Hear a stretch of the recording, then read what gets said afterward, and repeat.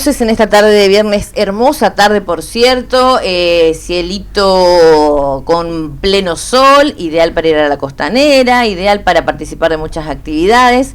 Y decíamos al comienzo del programa que íbamos a recibir a un invitado muy especial y ya se encuentra con nosotros. Para nosotros es un placer tenerlo acá, en vivo y en directo, para Más Voces y también para la pantalla de Canal 6. Muy buenas tardes, Manuel. ¿Cómo estás? Manuel Goncalves está aquí con nosotros en vivo y en directo. ¿Cómo estás? Bienvenido. Buenas tardes, muy bien, gracias por recibirme. Bueno, gracias a vos por venir. Realmente contábamos hace un ratito, ya el miércoles anunciamos que ibas a estar por Misiones. Vamos a recordar a la gente, Manuel Goncalves es un nieto restituido en democracia y también cumple una función muy importante en la Asociación de Abuelas de Plaza de Mayo, ¿no? Pero para arrancar esto y para que la gente te conozca, seguramente te habrá visto en muchos medios de comunicación porteño, ¿no? O de Buenos Aires, digamos, pero que te tengamos acá también es importante charlar. Tu historia, ¿cuándo vos te enteraste o cuándo pudiste, enterarte de que tu identidad no era la que vos creías que eras? Me enteré cuando tenía 20 años.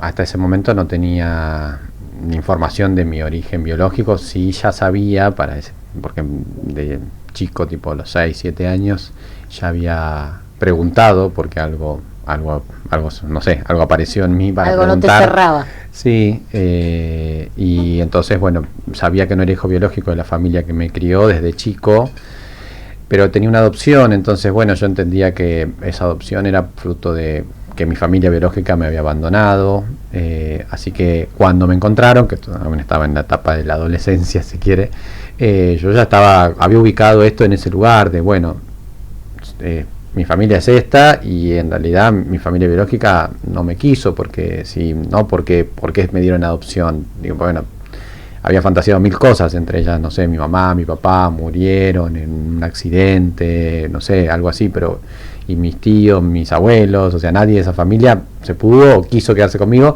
Entonces, bueno, no estaba en ninguna búsqueda de identidad. ¿Vos nunca buscaste? No. Vos sabías que eras adoptado, pero nunca te imaginaste la otra parte, digamos, claro, ¿no? No me imaginé, no hasta ese momento, pero bueno, tampoco otros que después fuimos encontrando y otras nietas. Para ese momento, que era mediados de los 90, no pasaba lo que pasa hoy, incluso en el presente. Digo que por todo lo que se fue construyendo en la búsqueda de abuelas, en la comunicación de abuelas de esa búsqueda, en el Estado, generando políticas públicas para la búsqueda y demás, que hace que hoy haya un promedio de 800 a 1000 personas que al año año tras año se presentan dudando sobre su identidad porque son nacidos durante el periodo de la dictadura y les llega este mensaje de que podrían haber sido uno de esos bebés robados durante la dictadura. Pero en el momento que a mí me encontraron, nadie se presentaba todavía, estábamos toda esa generación en esta etapa. No había tampoco la comunicación que hay hoy, ni el conocimiento de que hubo un plan sistemático de robo de bebés y que podrías vos haber sido uno de ellos. No sé, siempre me pregunto si yo años después hubiese hecho lo que hoy pretendo que hagan a los que todavía buscamos, que es que vean eso como una posibilidad y se acerquen buscando su identidad. No sé si lo hubiese hecho. Lo que pasa es que yo hace un ratito comentábamos con Mariela, en los 90, tenemos la misma edad, yo tengo 49, igual que vos, en los 90 no se hablaba del tema. Sabíamos muy por arriba y no teníamos mucha información. Entonces era lógico que vos, con la edad que tenías, vos pensaras lo otro, que había pasado algo, que no te querían, o sea, no se te había pasado por tu mente que podía ser un nieto hijo de desaparecidos. Sí, era realmente eso, era un país muy distinto al que luego tuvimos respecto de todo el proceso de memoria, verdad y justicia. Había impunidad. Si se hablaba de la dictadura, se hablaba desde los peores lugares, que eran los grandes medios de comunicación, que además no eran muchos, eran 5, supongamos, más o menos. El diario era muy importante, la tele era muy importante, no existía, el cable estaba iniciándose, no había redes sociales, entonces estaba muy canalizado por pocos lugares lo que se decía en los medios de comunicación. Y esos medios de comunicación, además, no casualmente, son los mismos que hoy siguen siendo, claro, y habían sido parte de todo ese proceso de comunicación de la dictadura, de hablar de la dictadura incluso como el proceso de reorganización nacional, ¿no? En el caso de la protección de niños ya había habido, porque bueno, claro, era un tema tan fuerte que se había abordado también algo, pero mal, porque había habido algunos casos de las restituciones que habían sucedido en esos años que se habían, en los medios de comunicación se planteaban como, bueno, que esos chicos ya tenían mamá y papá, que lo que estaban haciendo las abuelas era victimizarlos, como diciéndole a una abuela o a un familiar que no dejan esos nietos que ya buscaban eran personas desaparecidas también hasta ese momento, y lo siguen siendo los que no encontramos, claro, sí, que eso ya está, que bueno, que quedó así, está bien así, que tienen familias que son otras. ¿Y cómo te encuentran?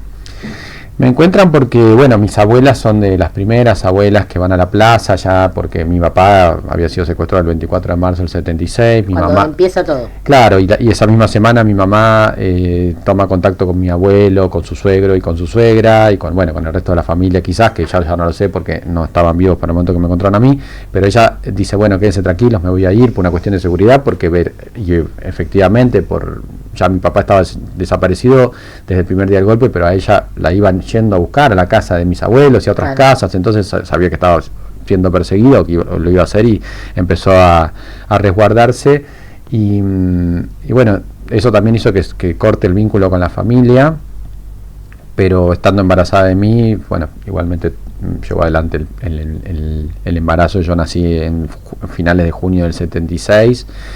O sea, fue en marzo y en junio vos naciste. Estaba de 5 meses ella, claro, sí. Estaba re avanzado. Sí, y bueno, después de eso no hubo más rastros para la familia, ni de mi papá, ni de mi mamá, ni de mí. Claro. Ya, por supuesto, las abuelas, cuando ya se conforman como un grupo de abuelas, primero todas madres de Plaza de Mayo, y de ahí unas que empiezan a hablar también de que tenían que buscar un nieto, una nieta, y de ahí es que se desprende y se forma las abuelas de Plaza de Mayo, pero son todas madres de desaparecidos. Bueno, ahí ya sabían o suponían ellas que ante la desaparición de sus hijas embarazadas o bueno, los secuestros que hubo incluso con niños que se habían llevado en el mismo operativo que secuestraban los padres, bueno, empezaron a entender o a intuir y luego a saber y confirmar que para los niños había un tratamiento distinto, ¿no? O niñas, o sea que porque tampoco no los encontraban, digamos. No los encontraban. Nadie les llamaba para decir están acá. No es que los abandonaban cuando se secuestraban a los padres. Entonces decía, bueno, acá los tenemos que buscar de otra manera. Y esa búsqueda para todos los casos por igual. En mi caso, mis abuelas empezaron inicialmente, como digo, con todo ese grupo de mujeres. Luego el equipo argentino de antropología forense, que se forma en el año 84, les pide a los familiares de los desaparecidos que todos lleven la información que tengan de los datos premortem, ¿no? De cuánto medían, si habían tenido alguna operación, alguna prótesis, porque también para ese momento tampoco la técnica del ADN estaba desarrollada como hasta ahora. Entonces era muy importante esos datos que los familiares podrían dar sobre esos familiares desaparecidos para el tema de la identificación de restos. Entonces, impresionante, fíjate lo que estamos diciendo nosotros, en los 90 no había mecanismos, muchos, digamos, alternativas para la difusión. Sin embargo, en el 77 ya las abuelas, o sea, sin planificar cómo se juntaron y cómo buscaron la manera de buscar a sus nietos, o sea, y ellas sí lo pudieron hacer, aún con todo en contra, los medios en contra, los medios que ocultaban lo que estaba pasando, que era justamente adrede para que nadie se entere de lo que estaba pasando, y sin embargo es impresionante y admirable, ¿no? Las madres, las abuelas que buscaron y siguen buscando, quizás ahora quedan muy pocas, pero siguen y también transmitiendo a casos como vos, ¿no? Que sos uno de los restituidos en democracia y que lo van a seguir haciendo hasta tratar de encontrarlos a todos, ¿no? Sí, bueno, ahora obviamente por una cuestión propia del tiempo hay un recambio generacional que se da en los organismos de derechos humanos en general, en abuelas en particular, porque abuelas tiene además una continuidad de la búsqueda en el presente que, bueno, que interpela a eso, ¿no? Una generación que está creciendo sin saber su verdadera identidad. Son al menos 300 los nietos y nietas que todavía buscamos, son 140 los que se han resuelto, los casos que se han resuelto, y entonces una búsqueda muy presente, y creo que, como vos decís, lo admirable es que ellas desde el momento inicial de su lucha, que nunca pensaron que iba a ser para toda la vida, eso se lo escuché decir a varias abuelas, ellas empezaron pensando, bueno, ya la voy a encontrar, a mi hijo, a mi hija, a mi nieto. Cuando el tiempo pasó, en particular para las abuelas, el paso del tiempo lo que empezó fue a interpelarlas de cómo los voy a poder reconocer si ni siquiera lo vi. nacer, o si era un bebé y ahora tiene 5 años, ¿cómo puedo saber que es mi nieto? Bueno, después de justamente de estar con esa pregunta encima durante mucho tiempo y esa angustia de que el correr del tiempo era cada vez peor para ese encuentro, bueno, encontraron la posibilidad de que a través del ADN, o sea, de su sangre, se pueda generar algo que además igual nace con las abuelas. No existía ni siquiera eso. Digo, esto también es algo que muchas veces no se dimensiona. Las abuelas generaron un avance en la ciencia, en el mundo, para la práctica de la ciencia forense. El ADN se desarrolló aún más por las abuelas de Plaza de Mayo, porque hasta el momento que las abuelas interpelan a la ciencia y le dicen, nosotras queremos usar nuestra sangre para que cuando aparezca un posible nieto o nieta sepamos de cuál es, y claro, si es, porque nadie se quiere quedar con el nieto de alguien que no es. Claro. La ciencia le dijo que no se podía, que solo se podía determinar con la sangre quién era mamá o papá de un niño o una niña. No se podía saber quién era un abuelo, quién era un tío. Bueno, pero interpelándolos así, como son de persistentes las abuelas, encontraron con un grupo de científicos que las escuchó en Estados Unidos. En principio el que las recibió y las llevó a ese grupo de científicos, donde había otros también, muchos, los latinoamericanos, todos exiliados de sus países por las dictaduras que había, y también científicos de Estados Unidos. Bueno, se tomaron esa demanda que hicieron las abuelas y plantearon, bueno, vamos a ver si podemos lograrlo. Hasta ahora esto no se puede hacer, solo se puede determinar maternidad o paternidad, no abuelidad. Y un tiempo después, con mucho esfuerzo por supuesto y el avance propio del trabajo de ellos, generaron eso que hoy se conoce como el índice de abuelidad, que es esta posibilidad de que vos puedas determinar un parentesco entre una persona y su familia, aun cuando la mamá y el papá de esa persona no está, porque está desaparecido en este caso. ¿En tu caso fue así por ese sistema? Claro, una vez que la ciencia les dice que eso es posible, se crea en el año 87 el Banco Nacional de Datos Genéticos, donde las abuelas, todas, las abuelas, los abuelos, los tíos de esos bebés robados durante la dictadura, van dejando su muestra de sangre y conformando esos grupos familiares que buscaban bebés, ¿no? Ese banco existe hasta el día de hoy exactamente igual, por supuesto mucho más desarrollado, claro, con la tecnología, pero la lógica es la misma. Todas las familias que tienen un bebé por buscar, o sea, una persona que fue robada durante la dictadura, que hoy ya somos personas adultas de entre 45 y 49 años, ¿no?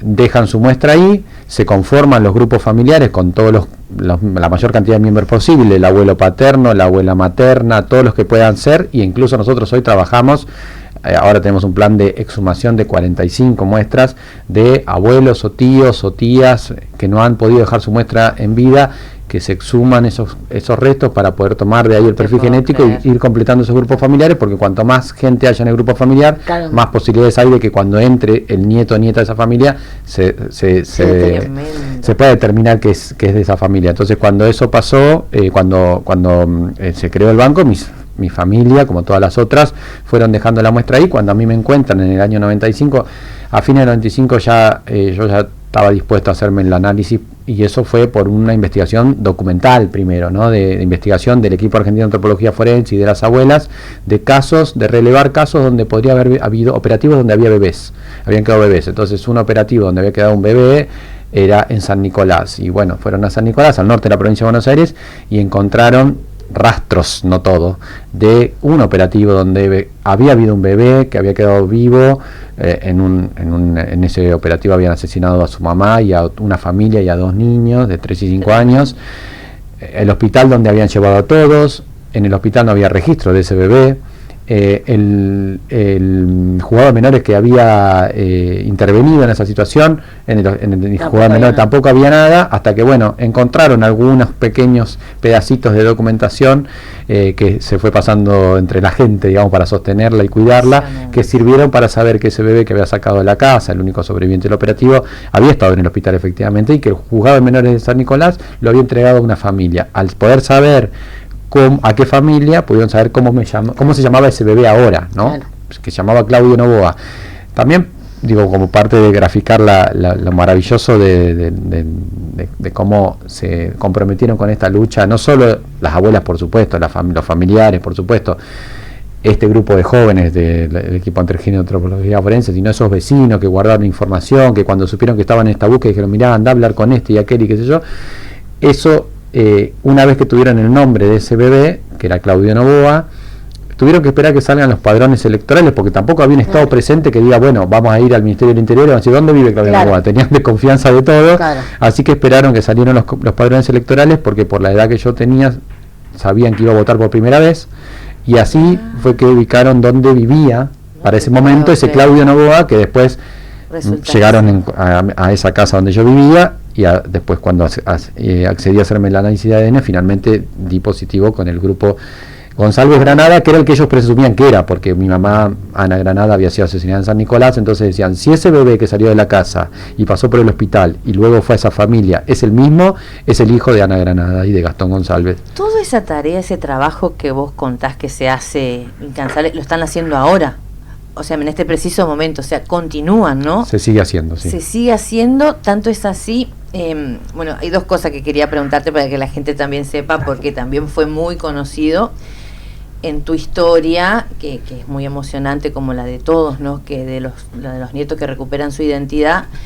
Esto de que vos sos hermano del bajista de Los Pericos. ¿Cómo fue ese encuentro? ¿Cómo te enteraste? Porque cuando salió esa imagen, también viste que fue muy pública, porque él era un reconocido bajista de esa banda, y que vos también eras admirador o escuchabas a Los Pericos. Contanos un poco. Bueno, eso fue parte de la sorpresa de una historia que parecía que no podía ser real. O sea, cuando yo me entero de que, bueno, primero que esa familia, yo pensaba, bueno, me abandonaron y al final hacía 20 años que me estaban buscando, que tenía una abuela, que ya era la única abuela que quedaba de mi familia, mi abuela Matilde, la mamá de mi papá, y que ella continuaba en esa búsqueda. En el medio de toda esa historia también había un hermano, porque somos hijos del mismo papá, no de la misma mamá. Entonces, bueno, él, cuando nuestro papá desapareció, tenía 7 años. Ah, él es mayor que vos. Claro, y él se cría con su mamá sabiendo que su papá es un desaparecido por la dictadura, ¿no? Pero lo que no sabía era que tenía, o no lo supo hasta un tiempo, un poco antes de que yo aparezca, que claro, que tenía un hermano también por buscar. Entonces fue una sorpresa para él, para mí. La sorpresa fue que todo sucedió bastante más rápido para los dos, o rápido para él, digo, que yo ni lo sabía y él se había enterado hacía poco y al final me encontraron justo. Y bueno, y sí, lo particular de esa historia es que nosotros podemos saber cuántas veces, porque yo me acuerdo cuántas veces lo vi en vivo, en recitales, o porque una vez en Mar del Plata. La última vez fue en Mar del Plata, yo estaba en vacaciones con mis amigos y como a la entrada de Mar del Plata estaban todas las discotecas, pero había una que los lunes hacía recitales. Entonces, bueno, justo nosotros estábamos entrando a Mar del Plata, vimos que tocaban ellos y paramos antes de llegar al departamento, paramos y sacamos la entrada y al otro día fuimos y lo vimos tocar, y mi hermano es bajista, es zurdo, usa un bajo muy particular. Entonces yo hablaba con un amigo mío de eso en el momento del recital. Después antes había tocado en un lugar donde yo trabajaba y estuvimos juntos en un espacio que era grande como este estudio, digamos, en un lugar muy cercano, sin saber que éramos hermanos. Así que con él podemos como tener claro esto también, que nosotros a los nietos y nietas que buscamos están muy cerca, te los cruzás, o sea, pueden estar en un negocio, puede ser un compañero de trabajo, puede ser alguien, ¿no?, que convive con vos, y bueno, hasta que no lo encontramos y sabemos la verdad de eso, por ahí nadie se da cuenta de eso. Pero con nosotros sí podemos saber acá y acá y acá, nosotros estuvimos juntos sin saberlo, ¿no? Claro. No, es admirable. Y cómo tardó, pero fue una lucha intensa, pero la verdad sigue, digamos, reflotando en todo, ¿no? Tardó temprano, la verdad siempre sale. Sí. Y ojalá que todas estas personas que tienen nuestra edad, son de nuestra generación, siempre lo hablamos acá, en este programa siempre hablamos de memoria, verdad y justicia. De hecho, le contaba, ¿no?, que tenemos un spot, abuelas, o sea, que siempre, con todos los gobiernos nacionales que están a favor, en contra, lo que sea, acá siempre tenemos esa línea editorial, porque creemos que es muy importante, porque eso también hace a nuestra historia como argentinos, y que siempre tenemos que seguir hablando, y lo veo también en ustedes, ¿no?, en los nietos restituidos, porque la derecha siempre trata de que estos temas se dejen de hablar, el famoso hay que dar vuelta a la página. Sin embargo, todavía hay 300 chicos, 300 personas que no conocen su identidad, que fueron robados por esta dictadura asesina. Es tremendo, por eso es muy importante el trabajo que haces vos, que hacen todos los demás nietos también con abuelas, ¿no?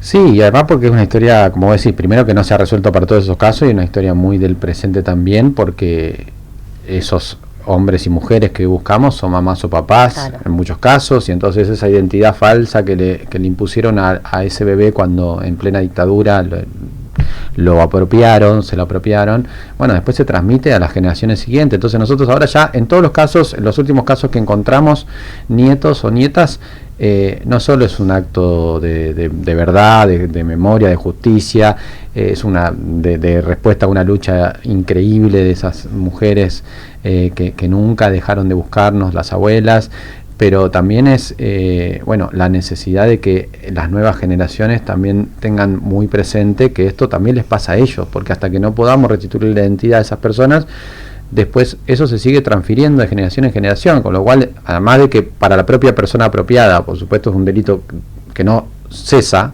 todos los días ejerce una identidad que es una identidad falsa, impuesta, que condena a las familias a seguir buscándolos, ¿no? Como a los desaparecidos en general, digo, pues en definitiva, nosotros hasta que no encontramos a uno de esos nietos o nietas no sabemos qué pasó, claro, está en la condición de desaparecido. A veces no se dimensiona eso, y bueno, estamos en plena democracia, somos el país que más avanzó en el proceso de memoria de la justicia, pero tenemos miles de desaparecidos que no sabemos dónde están, entre ellos, muchos de ellos que están, en todo caso, en una situación de apropiación constante desde hace más de 40 años. Así que eso nos interpela a nosotros, por supuesto, los que estamos dentro de la organización de abuelas o desde el lugar que podamos ayudarla todos los días, porque cada día es un día perdido para ese encuentro. Pero bueno, también nos pone en un lugar de responsabilidad ante la sociedad en general, de que esto, como vos decís, no sea un tema que se agotó. No solo no se agotó, sino que tenemos que redoblar los esfuerzos, porque por supuesto el paso del tiempo va estirando, sí, la historia y va pasando, que bueno, claro, cada vez es más del pasado, no, pero en el caso de este, puntualmente, es sumamente presente, y en este presente de cursos negacionistas, bueno, en realidad yo creo que lo que hace es redoblar nuestro esfuerzo para contrarrestar eso, ¿no? Para decir, no, mira, esto no solo no es así, sino que todavía nos falta mucho de lo que ustedes ocultan, porque en definitiva por cada apropiación hay mucha gente que calla, ¿no? De hecho están presos y nunca hablaron los represores, nunca contaron qué hicieron con todo. Ninguno de los 140 casos se ha resuelto porque algún represor haya ayudado, ¿no? Se callan y saben dónde están. Tal cual. Así es. Sí. En el último caso del nieto recuperado, la hermana era la que lo buscó, ¿no es cierto?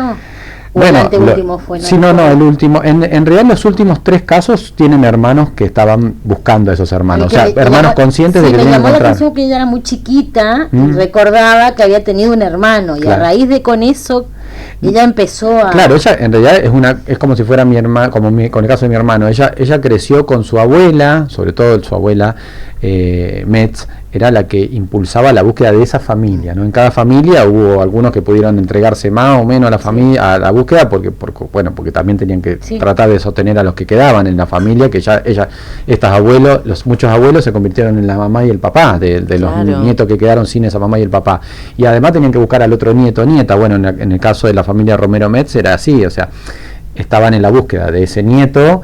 Esta nena, Adriana, se cría con sus abuelos sabiendo que tenía que buscar un hermanito. Crece, la abuela, ya no quedan abuelos en esa familia, y Adriana se convierte en la familiar más activa de esa familia para continuar la búsqueda de su hermano. Sí.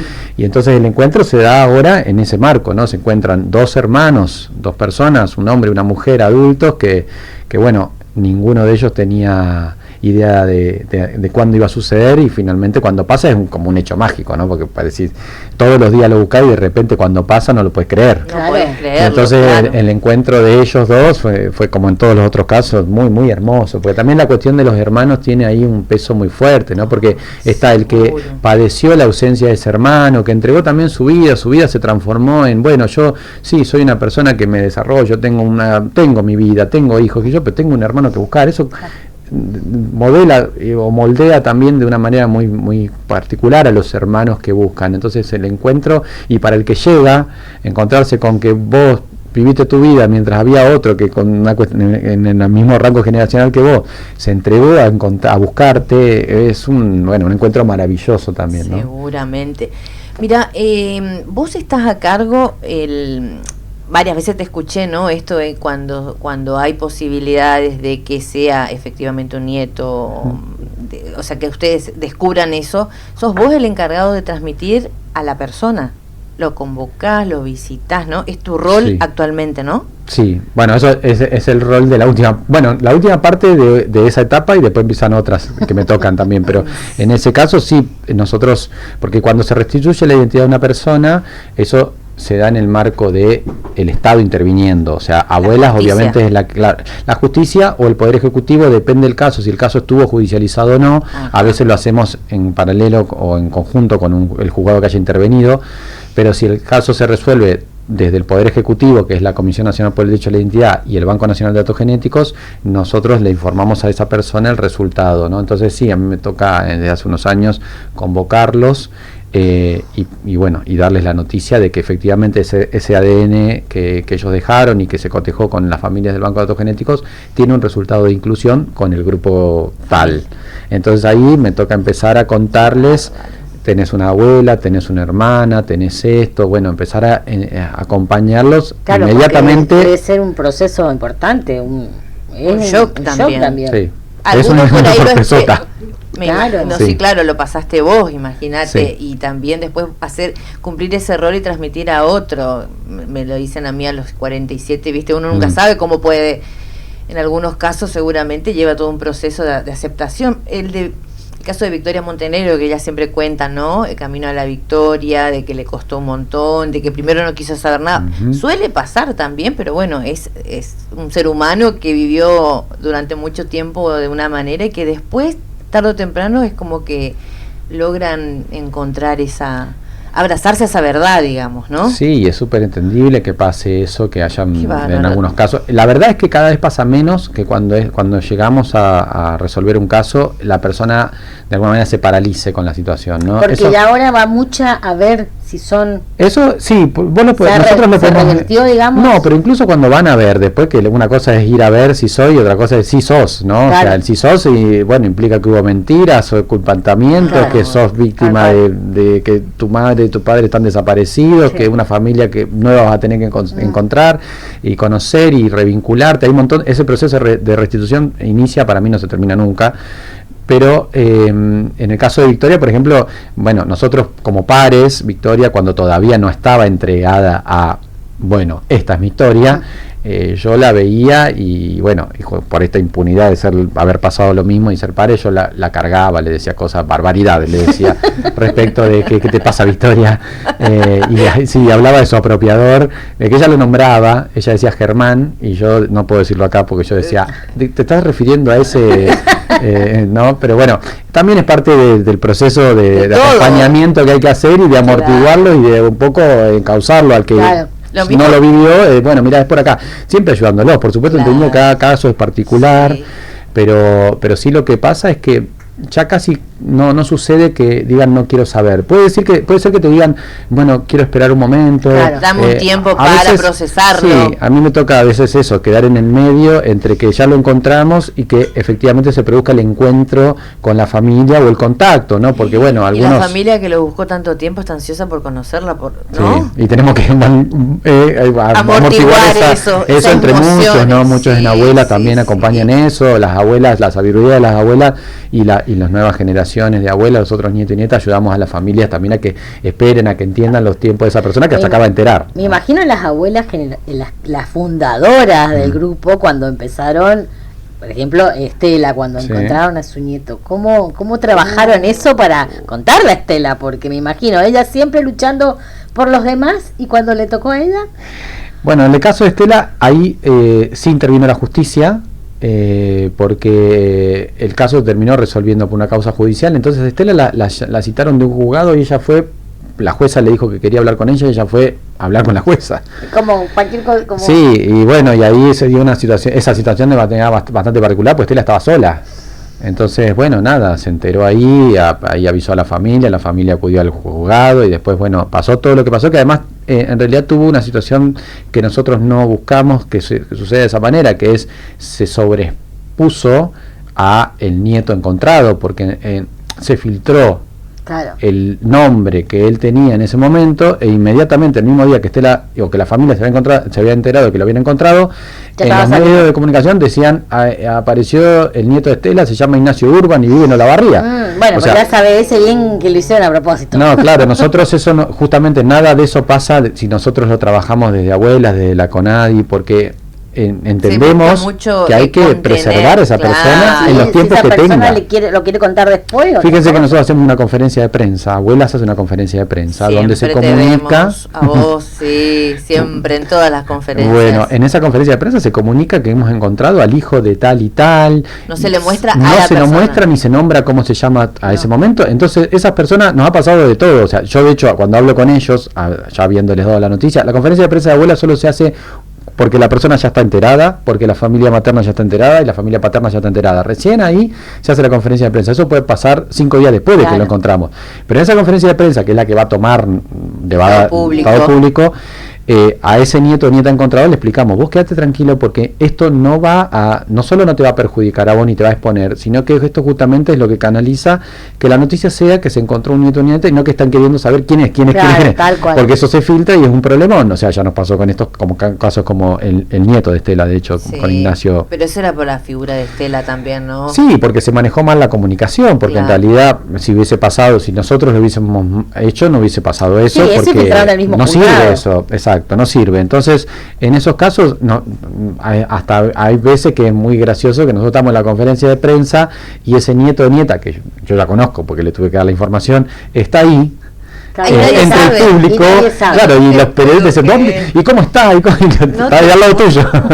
Pero claro, como un desconocido, o está mirando la conferencia, pues nosotros decimos: mirala, o bueno, después ahora con las redes la puede ver después, pero generalmente todos se ponen a mirarla en el momento, están avisados de todo. Que después se animan ellos a contar. Hasta que después, cuando quieran, lo hacen, y el que no quiere no lo hace, nadie está obligado a hacerlo, nadie, o sea, hay algunos que les lleva 2 días empezar a contar su historia y a otros les lleva 10 años, ¿no? Sí. Manuel, bueno, estamos atravesando una época, como decías, que se trató de instalar la historia completa, el discurso negacionista, que nosotros acá lo repudiamos todos y todas que se manifiestan de esa manera, porque realmente no entienden nada.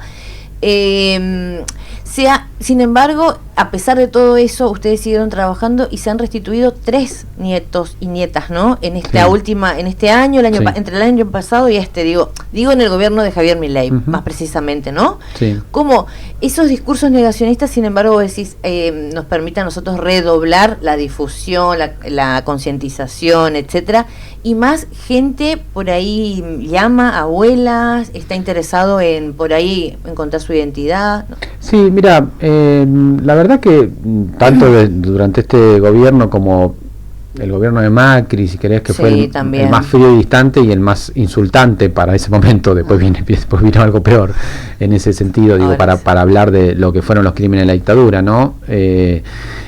No hubo ahí no hizo mella en la generación que nosotros seguimos buscando. Siguieron viniendo la misma cantidad que el año anterior, que la verdad que hasta a veces sucede que eso lo que hace es impulsar que van a ir a buscar, porque dicen: no, a ver si esto se acaba, yo tengo que resolver esto, u otros dicen: bueno, yo voy a ir ahora porque si soy va a ser de verdad, ¿no? Hay montones de interpretaciones que puede hacer una persona.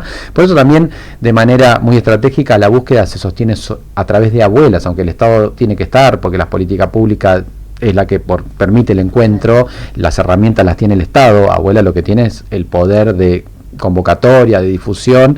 Lo que pasa es que, bueno, la verdad que en definitiva, mientras se sostengan con lo que se pueda, estas políticas que Abuelas demandó al Estado en su momento, en el 87 que se cree el Banco Nacional de Datos Genéticos, en el 92 que se cree la Comisión Nacional por el Derecho a la Identidad, en el 2012 la Unidad Especializada de la Procuración para la Búsqueda de Bebés. Con esas herramientas, sosteniéndolas con lo que se pueda, esto sucede, ¿no? Porque la gente sigue viniendo, siguen dudando sobre su identidad, porque bueno, y por ahí hace 10 años que están con ese proceso de en algún momento lo voy a hacer, en algún momento lo voy a hacer. Algunos lo hacen porque se convierten en mamás o papás y entienden que, bueno, mira, esto, la verdad que yo lo tengo que resolver por mi hijo, mi hija. Ahora ya nos pasa además. Ahora nos pasa que los que son la generación de los bisnietos o bisnietas de las abuelas son los que impulsan a su mamá o su papá. Como el spot, como que el spot, viste, que dicen en la escuela nos hablaron Claro. de los nietos, pero no, Sí. no adoptados, sino apropiados, Exacto. ¿no? Es como que los hijos de los Sí, los nietos interpelan. Sí. a los padres, y entonces como que eso impulsa a que busque por ahí a saldar una duda que Exacto. no la tiene, que no tiene, digamos, O que la verdad tiene y certera. no la quiere, no se la Por quiere ahí. sacar porque tiene temor a que A no, lo- y encontrar además- algo que Además con la frescura y con las convicciones de esa chica. juventud que te dice, bueno, vos no querés saber, pero yo quiero saber. Y también es su verdadera identidad, entonces la que está en juego. Entonces eso interpela a esos padres que vienen, dicen, bueno, yo vine, o vienen acompañados por ellos, dicen, vine porque mi hija me dijo, o porque la hablaron en el colegio, o porque bueno, yo no tengo duda, pero ella me jode con esto. Y bueno, y después son el Después factor resulta fundamental para que eso suceda, ¿no? Entonces, y de hecho, tanto es así que ya recibimos a la generación de bisnietos que vienen y dicen, mira, mi mamá no quiere venir, pero yo quiero saber si mi abuelo, si esto es verdad, no es verdad. Es muy bueno eso, Y el ¿no? banco de datos genéticos ya tiene desarrollado, y todavía falta un poco más para implementarlo, pero ya tiene la técnica para justamente tomar muestra a esa generación, a la generación de los bisnietos, para poder resolver los casos que estamos buscando. viste que se habla mucho del banco genético, que lo quieren Lo como quisieron. lo quisieron Desfinanciar, más que nada, ¿no? Desmantelar. ¿Cómo está el banco? ¿Sigue funcionando? ¿Todavía, digamos, está a media máquina? ¿O cómo No, está? el banco, a ver, como Porque es cualquier... una herramienta fundamental Sí, para sí, esto. sí, por supuesto. Como cualquier organismo del Estado Nacional, y esto también se ha repercutido en estados provinciales y municipales, esta cuestión de el recorte, bueno, tiene vicisitudes que las ha tenido en otras épocas también por otras cuestiones, pero la verdad, hasta ahora lo pudimos sostener en funcionamiento con esta alta demanda de personas que deben analizarse. Estuvimos en Posadas no hace tanto tomando muestras. ¿En serio? Sí. ¿Hace cuánto? Y ¿Meses? hace 2 meses más o No menos. sabía. Nosotros vamos a todo el país, la Comisión Nacional por el Derecho a la Identidad y el Banco de Datos Genéticos viajan a todo el país Gente a tomar que llama, muestras. y en ese caso ustedes pueden ir a una provincia. Claro, nosotros vamos a una provincia, contactamos a la gente que esté de esa provincia, a los que le quede más cercano de ese lugar a donde vamos a ir, se hace se especifica un espacio de trabajo durante un día o dos, se llena esa agenda, porque nunca puedes levantar todas las muestras que tenés en cada lugar, y así vamos llevándolas al banco. El año pasado se tomaron 580 muestras en el resto de la Argentina, y otras casi 500 en la propia sede del banco. Para los que pueden ir directamente al banco se le da turno y van al banco. A los que están en algún otro lugar los vamos a buscar nosotros. Y entonces, bueno, aún ante una situación como esta en la que florecen los discursos negacionistas, como voy a decir, hemos resuelto 3 casos y sigue sucediendo, y seguimos luchando para que la política pública no se agote, ¿no? En el caso del banco, lo que pasó hace muy poquito además es que en principio habíamos logrado que no entre en la ley base, se entre en una lista de exceptuados para que no puedan directamente eliminarlo. Claro. Igual eso no era suficiente para que no puedan alguna manera modificarlo. Entonces, como el banco es un descentralizado, había entrado en la lista de todos los descentralizados, no existen más, todos hay que centralizarlo, porque bueno, y sin entender que el Estado crea organismos descentralizados justamente porque tienen funcionamientos particulares. El banco es un organismo que necesita comprar reactivos que son importados. Esos reactivos, por supuesto, se hacen licitaciones, tarda en llegar el reactivo, la venta de eso, la compra, la autorización de todo eso. Eso necesita que vos tengas un manejo de los fondos que obviamente tiene que ser administrado y rendido, por supuesto, pero no en la disposición general de cómo se manejan los fondos de un Estado. Entonces, por eso se crean estas particularidades de organismos con autarquía. Claro. Al banco